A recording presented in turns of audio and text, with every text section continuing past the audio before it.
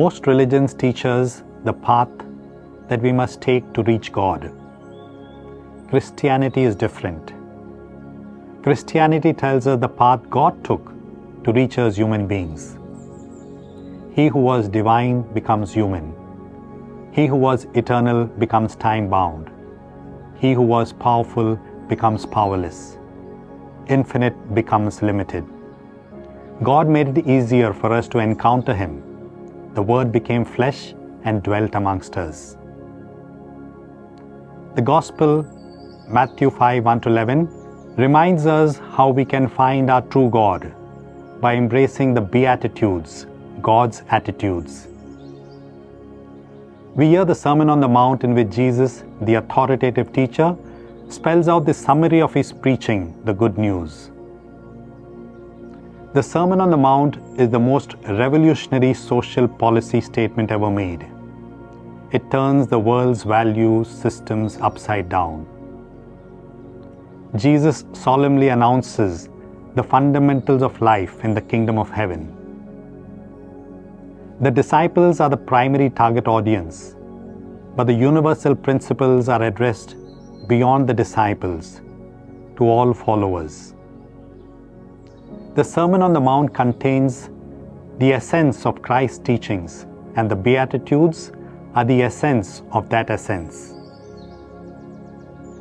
In the Beatitudes, Jesus presents a new vision of the kingdom and invites His followers to live that vision.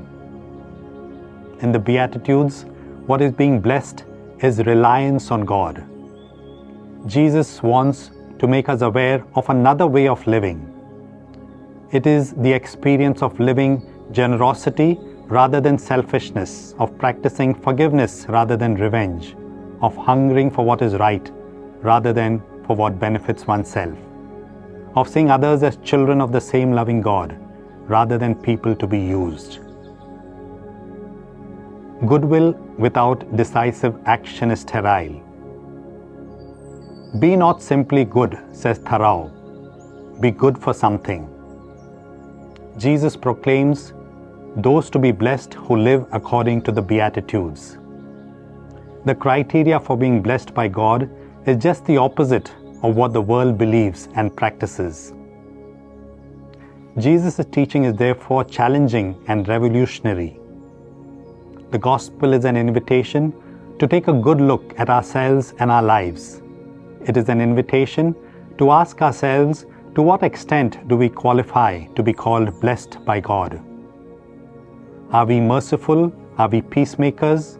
Do we hunger for justice and righteousness? Are we poor in spirit as expected of the followers of God's way? The great temptation today is the desire to be powerful, to control and dominate others, and to believe that our destiny and our lives is in our hands. Our faith, on the contrary, says, happy is the person who depends on God. Jesus Himself reminds us, learn from me, for I am meek and humble of heart. In the final analysis, do we put our total trust in God, no matter what happens to us? In Gaudate et Exsultate, Pope Francis in chapter 3 writes, living the Beatitudes means going against the flow of the world. The Pope urges us to let the Lord's words unsettle us, challenge us, and demand a real change in the way we live.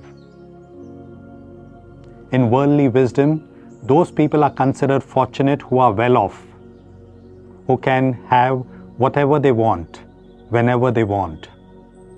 Those who can live it up, who have the upper hand and can reach the top by any means.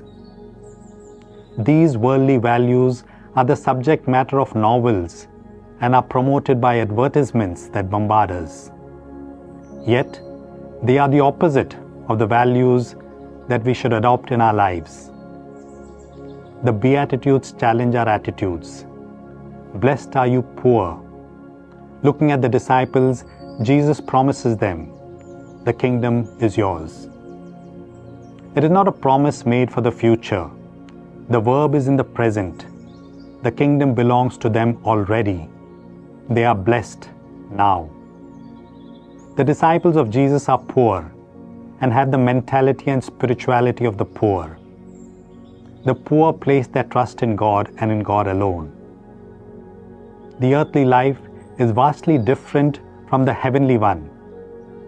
Here the blessed are the rich, the famous, the powerful, the beautiful, the strong, the successful, and the healthy. The poor, the hungry, the imprisoned, the sick, the ignorant are considered cursed. Our God is a God of reversals. Jesus frames his teachings by calling blessed those whom society discriminates against and labels as cursed and outcasts. Jesus gives hope to all. Each one has a special place in God's kingdom. While poverty may be regarded as a curse in our society, Jesus, without glorifying poverty, gives it dignity and value.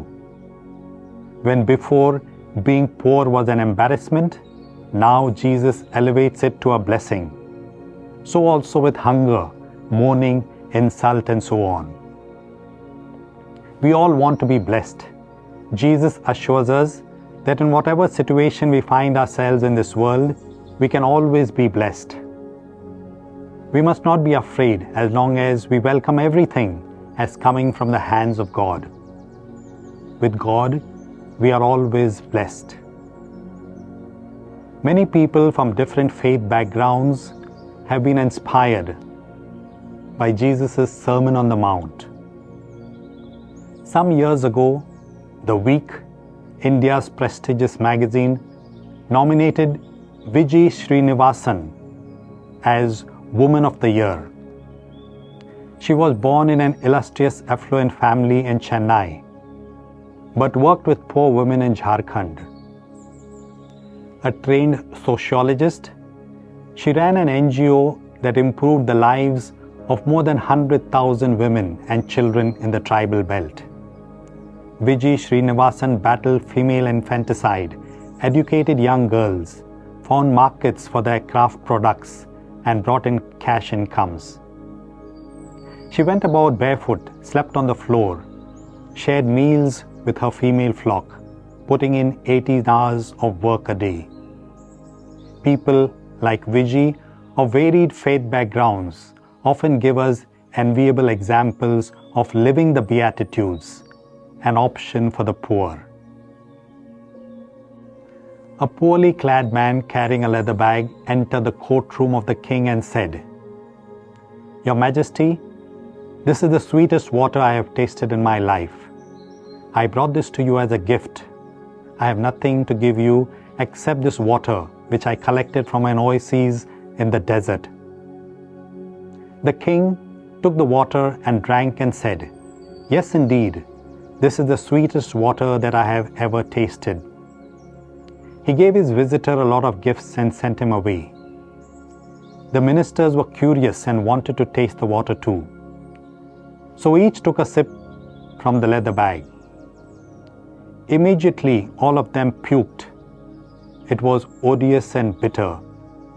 The ministers asked the king how he could say that the water was the sweetest water. The king said, "You tasted only the water, but I have tasted the heart of that man who traveled through the desert, and he was tired and thirsty. When he drank the water, it was the sweetest water that quenched his thirst. At that moment, the poor man remembered me and wanted to give me the best that he had tasted in his life. I looked at the heart which loved me so much. I looked beyond the water and found that it was sweet." Happiness lies for the one who can look beyond the obvious.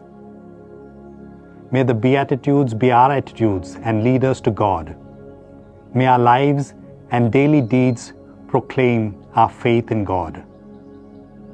Amen.